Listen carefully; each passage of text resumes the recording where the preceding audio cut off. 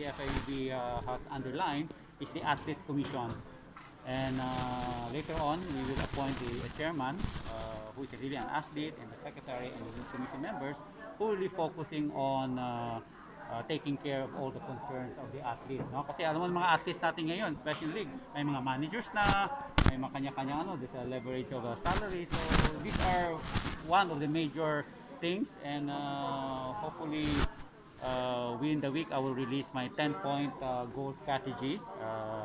Matapos din yung POC board, and I will target this 10-point strategy with the new board, with the support of course with all the stakeholders, members, and the commission members.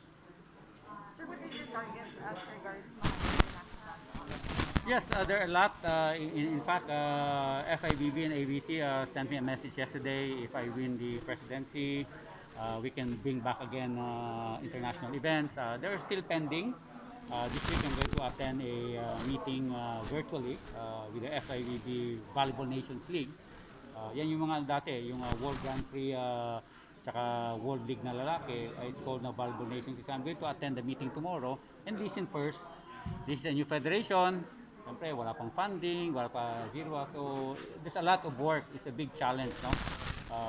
For me and the new board to start this new federation. So pagdating sa national team, what's your plan in the women, and then do you think kailangan ng foreign coach mga ganun? Okay, first is to set up the national team department, to have the chairman, the secretary, and members of prominent coaches and technical experts. Second, I will avail of the foreign coaches, which me and the FIB has been discussing for the last 5 years of bringing a Brazilian Italian coach. This will also transfer the knowledge. We have an initial agreement with PSC that half of it will be paid by FIB and half of it will be paid by the PSC. So this is important now that we are bringing kaya naman Brazilian because it's easy, because our president in the FIVB is Brazilian, and being a Olympic champion Brazil in indoor and then in beach volleyball, so I think makikinabang tayo. So these are the first things, is to set up the commissions, and the commission will set the criteria and guidelines.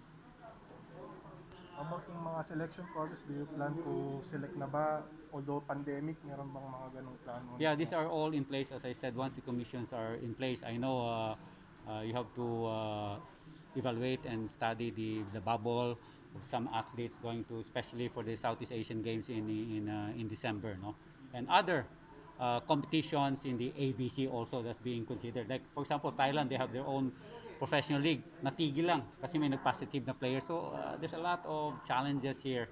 So while the challenges are here for on the physical activity, I think the challenge now is for the commission to have a meeting now virtually and set up the guidelines. And once these guidelines are in place, then it is easy for us to implement this, especially national team department and all other departments, whether beach volleyball or indoor. Walang difference ang fish golf at sa volleyball, kumbaga. Fish golf for me during the SEA Games, alam niyo naman yan, it's a big challenge. It's a multi-sport event. It's 50 socs. Para sa akin, madali yun, despite some negative, no? Pero itong volleyball is my sport. I've been in volleyball for more than 28 years sa FIVB, ABC, and dito since 1990. So, but now to lead a federation is a big challenge for me. But hindi lang dapat ako, the board members and the other stakeholders are there to support. Hindi lang ako mag-iisa na magpatuloy nito. Lahat dapat kami. But I will lead them and use my affiliation and influence in FABC to get a lot of support. Mr. Tats, how long have you been Secretary of PABA? 8 years, since 1990, at the time of Congressman Chavez. Your last, 1990 to 1998. yun lang ang last mong ano? Last na. Secretary lang? Oo. Hindi ka naging Vice President? Second Sir, na. tingin mo ba maka-host mo dito ng mga big events? Yeah, as I said, the FIVB sent me messages yesterday, mga international events this year, but I told them, give us a break. Next year na, let the federation establish first a new structure, new people. So nakiusap ako, but I will attend the FIVB Volleyball Nation League's tomorrow's meeting virtually. Okay.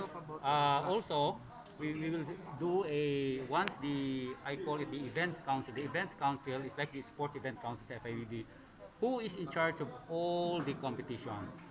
So now, my target now is all the referees groups will be isa lang chairman. There are 7 big referees group.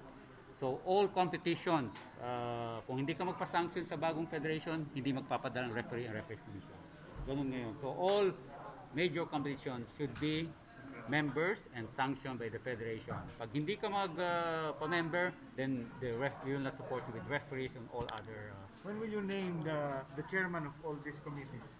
Um, And how? um, Board meeting? Yeah, the board meeting. Kailan? There are names that are already recommended, but I want the board to approve this. Board.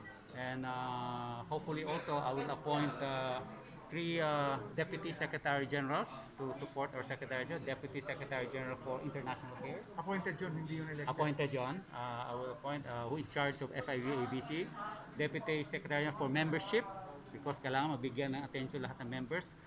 Kung kaya maging 80s, 90 members, and the other one is deputy secretary for legal affairs. So these 3 important deputies will help me and the secretary general. Kailan kayo